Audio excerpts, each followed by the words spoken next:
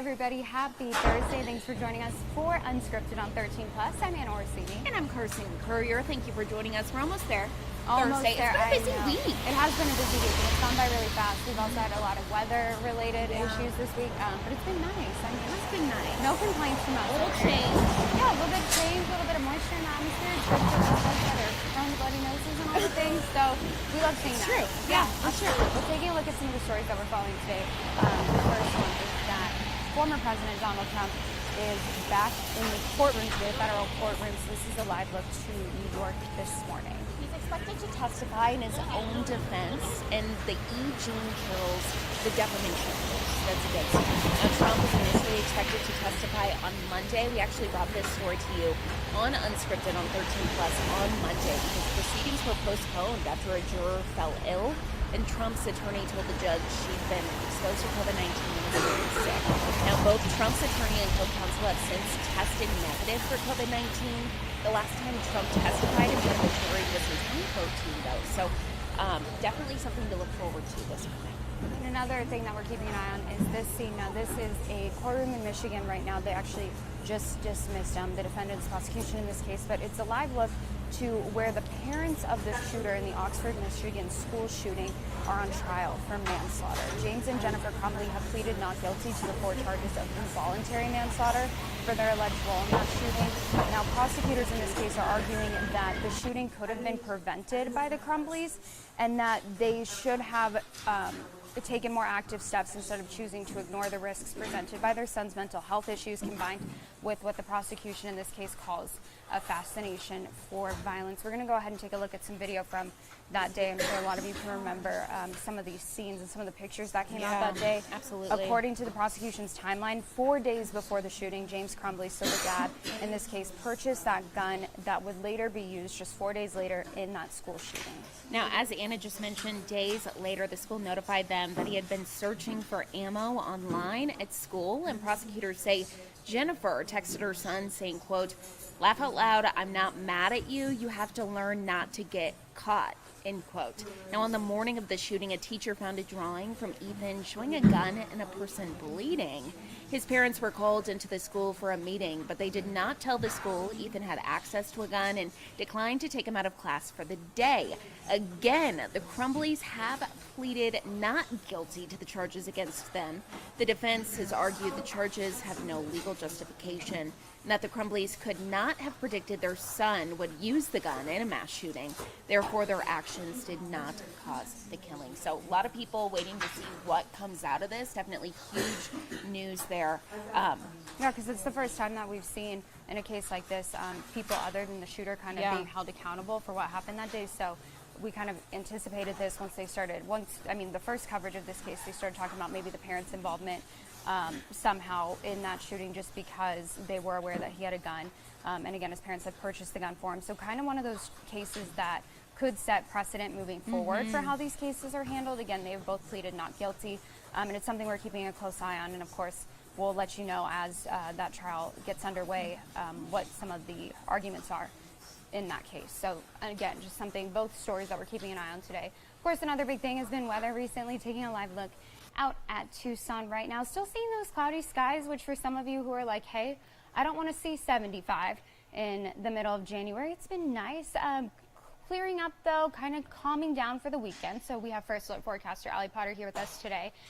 Just kind of another calm January day. Makes you want to go watch a movie, curl up under a blanket. As soon as I see clouds, anything that feels stormy, I'm like, I want to be inside with my dog. I feel like it's because we're so used to the sun. So anytime there's a change, it's like, where'd the sun go?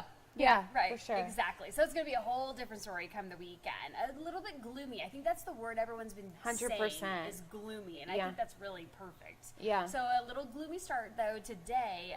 Clouds sticking around just a little bit. Cooler temperatures, and we're going to spike up. So that's good. especially on the weekend. I The know. It's going to perfect be weather gorgeous. never Happens falls on the weekend. It's always like a Tuesday. Exactly. What am I going to do with gonna that? do on a It's still a Tuesday? Tuesday, right? Right, exactly. So taking a live look, this is kind of the gloominess that we're talking about. Not too bad, though. The Tucson Mountains at the moment. But temp-wise, it is a little bit on the chilly side, though. Taking a look at the moment, if this thing actually wants to... Oh, there we go. Perfect. It's gloomy. Exactly. Everything's going just, low. it needs some coffee. Exactly. It's Thursday. It's not Friday. I The know. weekend. Where's you know. the sun? Exactly. 48 degrees right now in Tucson. 46 for Sierra Vista. 42 for Nogales. 38 for our friends in Wilcox. 49 if you are in Marana. Taking a look by hour, kicking things off by 1 o'clock, though, this afternoon, 59 degrees, 62 by 3 o'clock this afternoon, and 61 by 5 o'clock. Take a look at this. Now, this isn't gloomy. This looks a little bit more spooky, so to speak, on Mount Lemmon. That snow sticking with us still. And taking a live look here on Summerhaven, that snow still sticking to the ground, which is some good news. And by the way, I've had lots of folks go, well, how much snow have we gotten? You know, we had these storms Sunday, Monday, and then Tuesday. How much snow did we accumulate? Well, guess what? On Summerhaven, we had 12 inches of snow. And I know skiers are super excited to see this because look at this. Ski Valley is opening tomorrow. Rejoice at 36 degrees on your Friday, 40 on Saturday, on your Sunday, 43 degrees. Temps, though, at night, of course, on the chilly side. Taking a live look here at our radar, just seeing that cloud coverage right now. Any type of moisture is really happening to the north in the Phoenix area.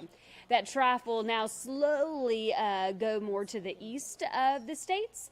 And then we'll see this ridge of high pressure once again returning. And we all know what that means. That means those warmer temperatures, maybe see a little bit of winds at times, and then we'll cool right back down, and we're tracking rain later on.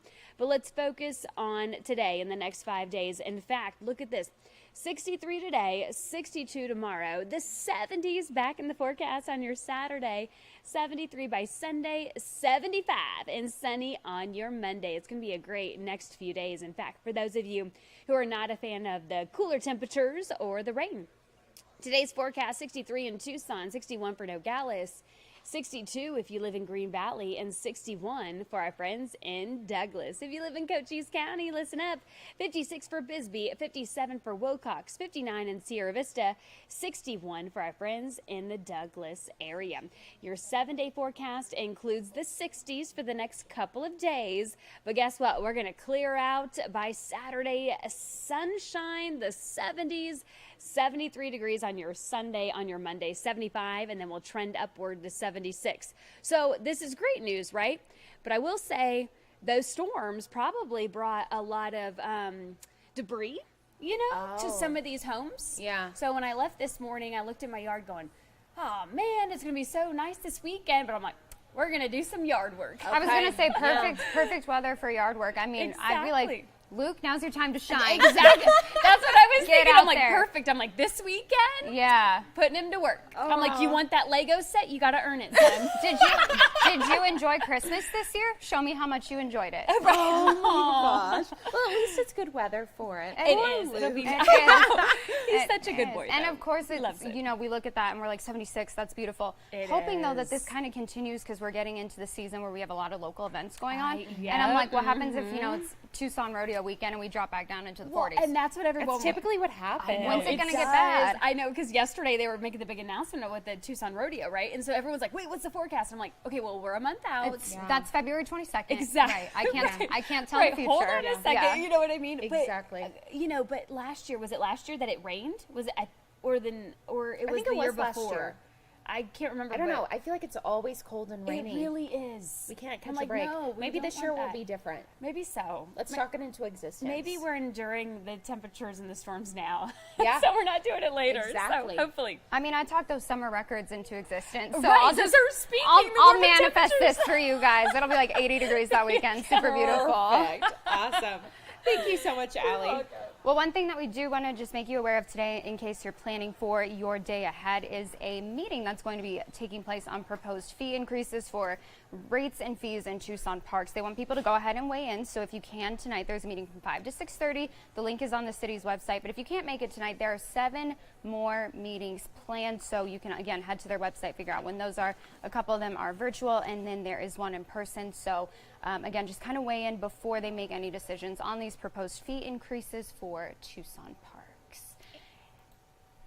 Hello, JD. Well, good Hi, morning. JD. Good Look, we have a morning. guest. They're like, Glad where to did have you JD here. come from? It's a pleasure. Yes, thank you for joining us. So you definitely have a busy day ahead, covering a court case today, definitely a high-profile one.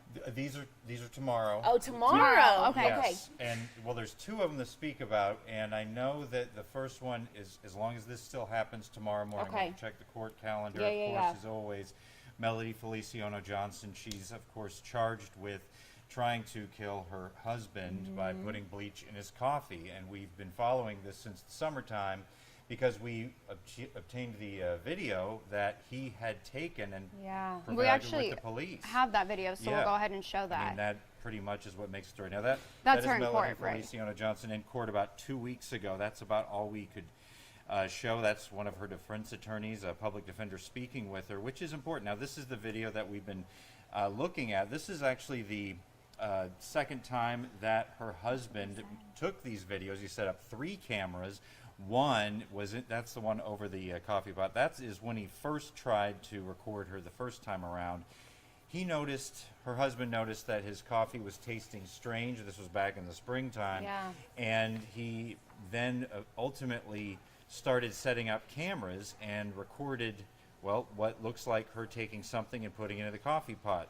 The police told him, we can't do anything with the video you're giving us. It doesn't look that obvious. That's when he set up these 3. That was the first camera in the laundry room where she's pouring something into a cup, taking it from the laundry room in the hallway, and then there's that camera over the coffee pot, pouring it into the coffee pot. So she was charged with, domestic violence, attempted first-degree murder, domestic violence, aggravated assault, and then poisoning food and drink. Now, we have yet to see a trial date for this because what we understand between the prosecution and the defense is that there could be a plea agreement on this. That's what we're waiting to find out in court. However, in that video where you saw her attorney speaking to her a little while ago, the attorney then said to the judge that the prosecution and law enforcement should have known that she was not trying to kill her husband. And what that means, that the judge stopped the defense attorney at that because this was not a trial yet. Okay. What I understand from speaking with the prosecution is that they are still waiting for redacted cell phone records from Melody Feliciano Johnson's cell phone. And so what we could be looking for here is some sort of proof that she was not searching for something that would kill him, maybe something that would harm him. We'll have to find out Yeah. if we actually have a trial or if they decide just to plead out. So that's kind of the big thing for tomorrow, is seeing Yes. whether or not there's a plea agreement on the table. Exactly. And if there's a trial date set, if there's not, if there's any more delays, kind of just the know. waiting game with these cases. Yeah, it's one of these situations where we are really going to find out whether there will be a trial to watch or not, or if there's going to be an agreement, and tomorrow is the day that we see her in court accepting it. She does have to be in court to accept the plea agreement. She may Okay. also have to be in court for her sentencing. So we'll be watching this, and we'll keep you up to date. Last we heard that appearance in court will be tomorrow morning. Sometimes things change. We'll find out. Now, were you in court when that video was taken? Yes. Was Okay. her husband there? Yes, I was sitting behind him. What was that like? Well, I've approached him each time to see if he would speak with us, and he is an airman. He usually, and the people who are with him will usually tell me, we're going to ask you to talk to the representative at Davis-Monthan. Of course, nothing comes of that right now, and so they're trying to also watch what they can do. He doesn't want to get in trouble with the Air Force, from what I understand. Also reading documents that the police filed, that he is very concerned about, making sure to not break chain of command or get himself in trouble. However, we have been asking him to speak to us, but it's respectful, and I tell him I Yeah. have to ask, Yeah, but he so far has not done that. Well, and I would imagine it's a lot of emotions to kind of process because you're married to this person, you love them, but then you see this video and it kind of turns your world upside down, I would imagine. Well, So- and that was another awkward moment. Well, at least for the in the investigation, the detective is asking her husband about, well, so you're still in the same house with her, you're recording her put this in your coffee. Were you concerned that she was going to harm you? And from what I understand, they, weren't in the same bedrooms anymore. And he also was not worried about her doing anything else because they also have a son, and she wouldn't harm him. So that's kind of the short of that right now. But that's a strange situation to continue to be under the same roof. He had filed for divorce at that point, so things were on the outs. Got it. So a lot of just kind of unknowns at this point. But I think one of those cases that people look at and they're like, you hear about this on podcasts. Like, it's crazy. Yeah, it's crazy to see all that video footage of her and in actually. such detail. Exactly. Yeah. So- Almost seems like a movie. It does. So another case that we've been keeping an eye on, of course, Eric Rittenauer. And that's another case that will be in court tomorrow. Yes. Maybe. And, yes. Last we saw is that this is basically a status conference or a hearing between the judge and the evaluator. And Mr. Rittenauer will be there as well because he is defending himself. Yeah. And the judge has said, first of all, when Mr. Rittenauer this fall said, I want to defend myself, the judge said more than once, I'd either recommend against this or you need to be sure what you're getting into. Yeah.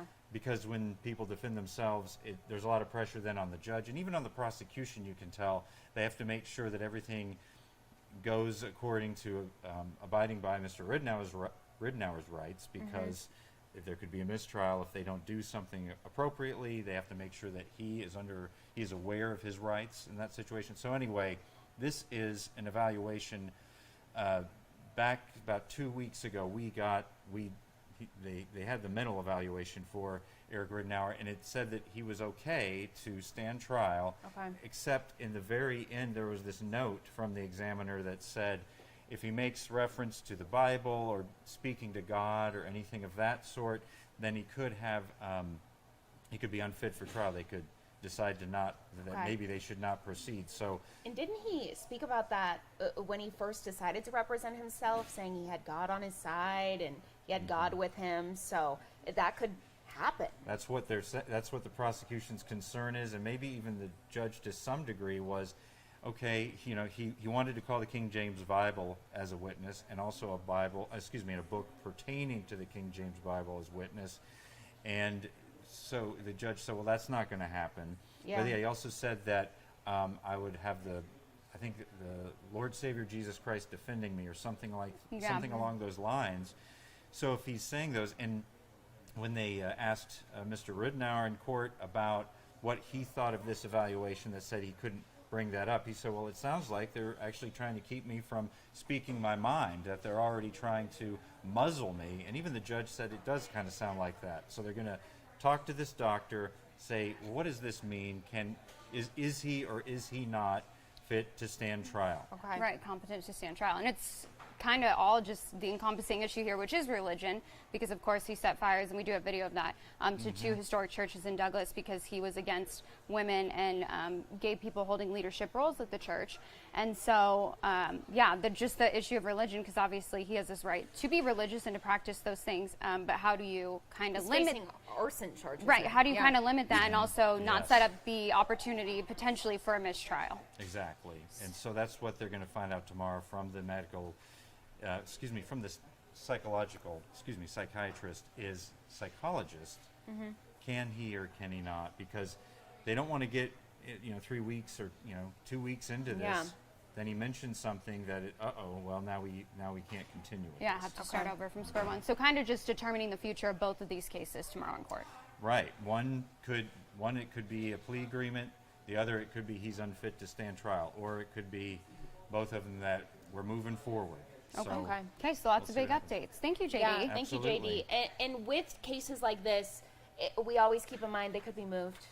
Things could happen. It changes on a daily basis. That's why so I keep we will see. Which makes- qualifying this. As Which a makes business. JD's Exactly. job super easy. Yeah. Right. When everything changes. Exactly. Right. Perfect. Thank you, JD. Thank you so Absolutely. much. Well, another thing that, of course, we are keeping an eye on is the Gem and Mineral Show. Big event here in Tucson. Huge event. Yeah, here one in of Tucson. the largest in the world, they Yeah, say. for sure. Thousands of people travel from different countries, really all over the world, to come here to Tucson. Those of us folks who have seen it before, you start seeing those big white tents everywhere, and you see the fossils, the gems, the minerals. This year, we're told crystals are going to be a big thing. It's even the theme of this year's event. So our very own Jack Cooper has a little bit of what you need to know ahead of this year.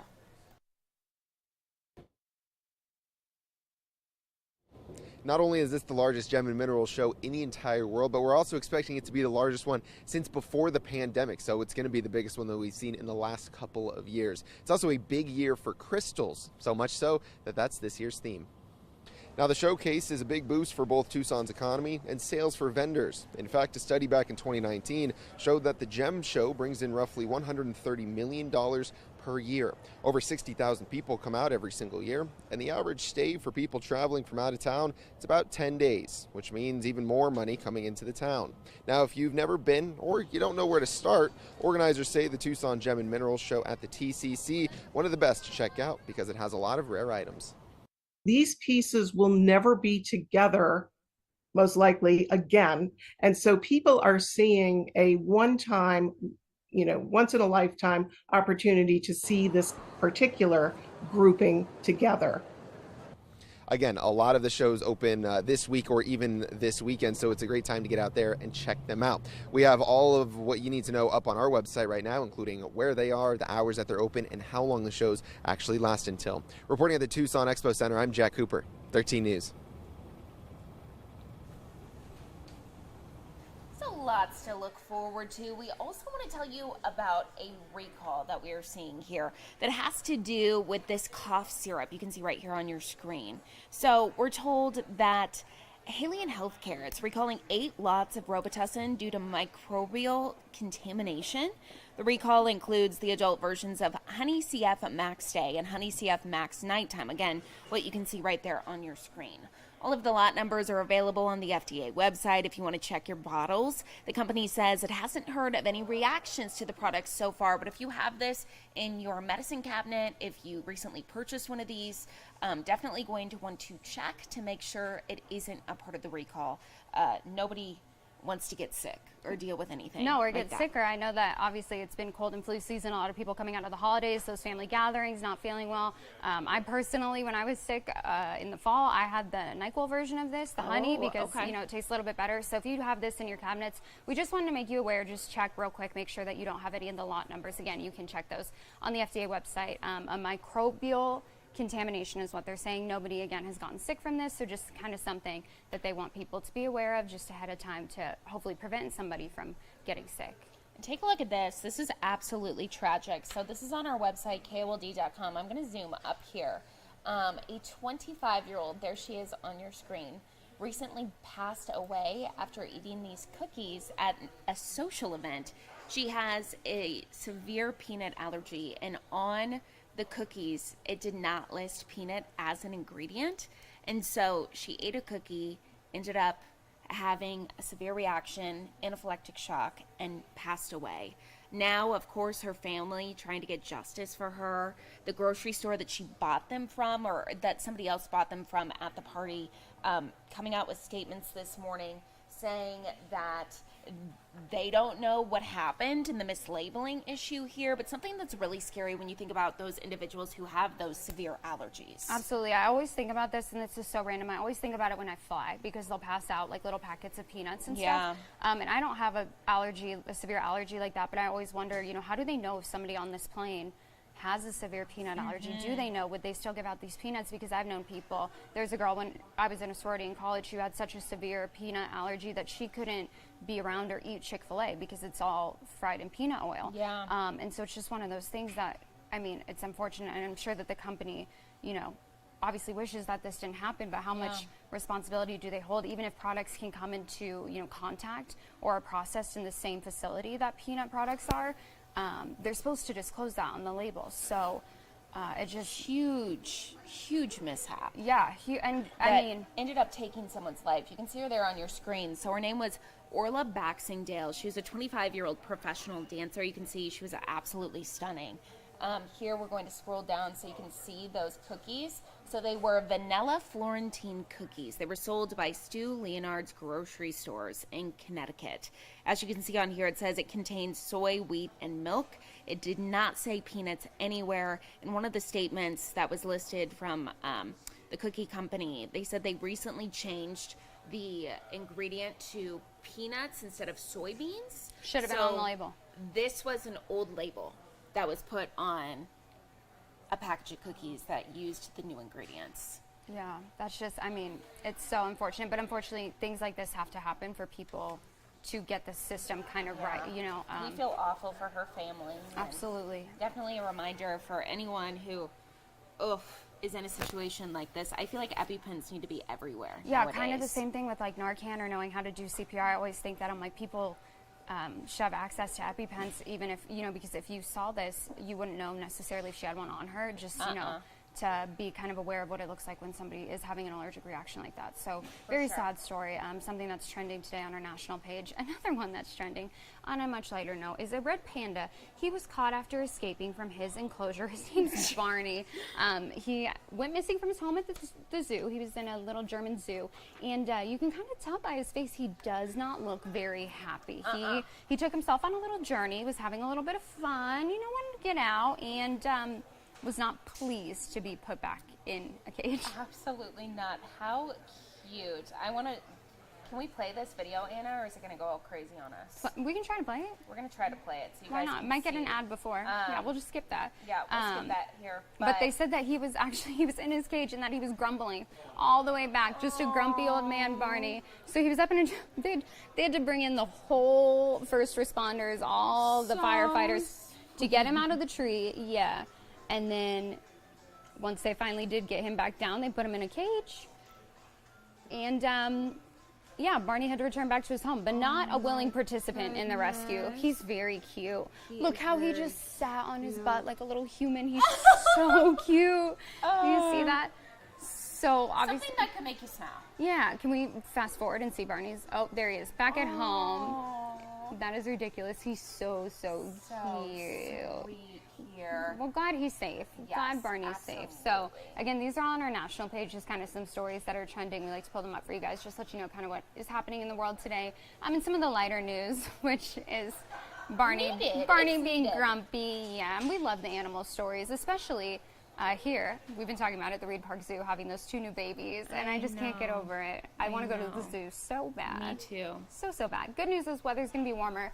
Can't really tell right now, though. So that warm up is coming this weekend. For now, we're kind of just drying out. Going to be cool over the next couple of days, today and tomorrow, before we get into that warmer trend as we head through the weekend and into next week. All things considered, though, we've talked about it a lot this week. Compared to the rest of the country, this is where you want to be. Absolutely. Going to be seeing mid to upper 70s here in just a few days. So I think everyone's pretty jealous of us right now. Absolutely. But if you aren't enjoying the weather being outside, I know I'm not. Whenever I take my dog out, I'm like, oh, kind of chilly. We're spoiled. Of course, the Gem and Mineral Show, you can go to some of those, and those are inside. And it's just kind of a great weekend to enjoy some of the things that we have going on around Tucson. So we appreciate y'all joining us for Unscripted on 13 Plus. We will be keeping an eye on those 2 cases tomorrow, let you know any updates that come out of that. And thanks so much for joining us today. Have a great day. Thank you for watching.